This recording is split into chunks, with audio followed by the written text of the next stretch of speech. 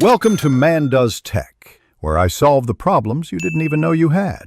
In this video, I will show you how to make delicious churros without a piping bag. First, gather your basic ingredients: flour, water, and sugar. Next, combine water, butter, and a bit of sugar in a saucepan and bring it to a boil.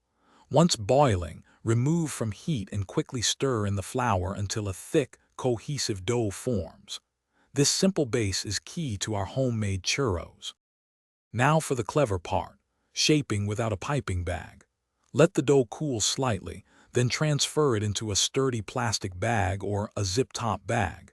Snip a small corner off the bag to create an opening. You can even cut a small triangle for a ridged effect. Then, gently squeeze the dough directly into hot oil, cutting it to your desired length with kitchen shears. Next, it's time to fry these beauties. Heat your oil to between 360 and 365 degrees Fahrenheit for the best results.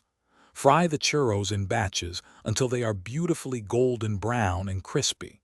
Once fried, remove them and let any excess oil drain on paper towels.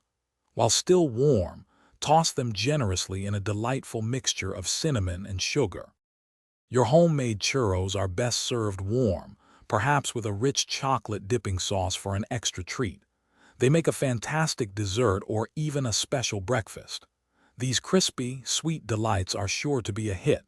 For more great tips and deals, including a link to the new Kindle Paperwhite, be sure to check the description below. Thanks for watching and happy snacking. Thanks for watching. If you found this helpful, don't forget to like and subscribe.